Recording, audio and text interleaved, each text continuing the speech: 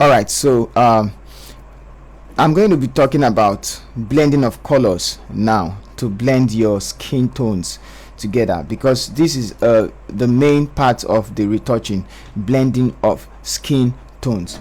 Now this image have less blemish. Our skin is already smooth, there's no pimples, no rashes, no any other thing, compared to some other ones I'm going to be showing you soon. So because we have the image looking a little bit perfect in skin texture, we're going to blend only the skin. It's still the same method. Now I'm going to combine these two together, select these two and combine them together, merge layers, and so we have one image before and after. You can see what I just corrected, before and after. All right, now Ctrl J twice, name this one color or tone, name the other one what, texture. Good, texture. Hit enter. Now I'm going to turn off this one, select the color or tone. What do we need to do? We need to blur it out. Please, I'm going to tell you something. So go to filter, blur, Gaussian blur.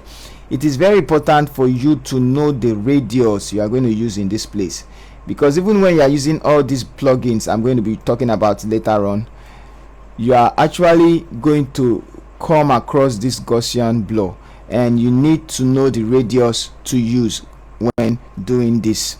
Okay, so one thing I always tell people, if you are using your raw image, if you are editing raw image, like those your image in raw, in NIF and the rest, you please use a radius between 4 to 4 upwards, 4 to 6. I won't give you a perfect value because there are sometimes the image have higher resolution. You need to go like let's say 7, 8, 9.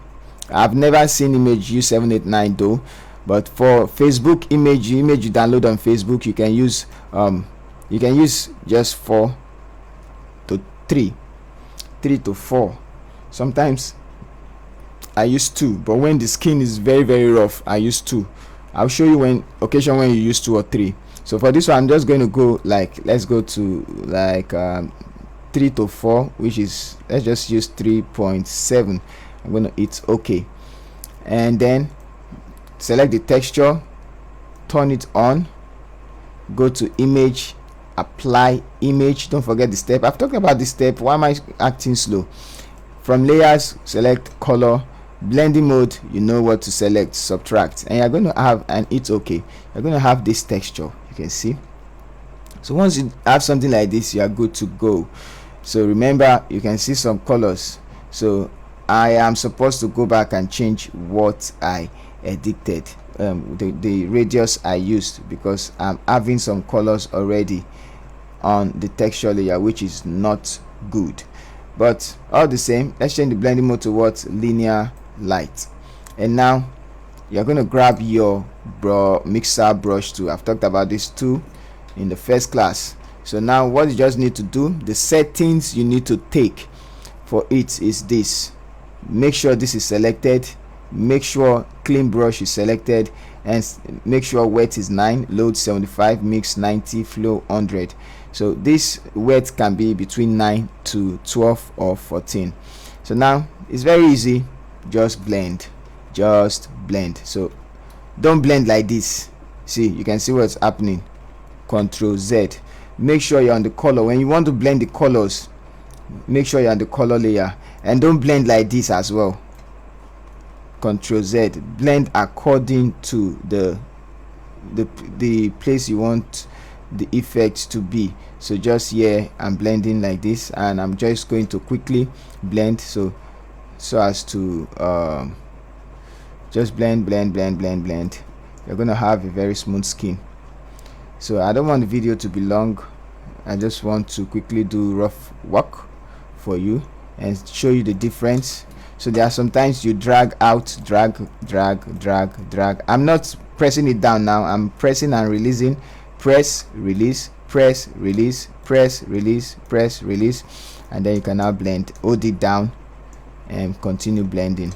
Okay, so I'm going to blend for the full skin like that. I'm doing a very quick walk, so please bear with me. Blend this. This usually takes time. but I just want to show you the quick full process, because I'm not going to pause and fast forward this video. I'm just going to quickly blend. Let's do the hand.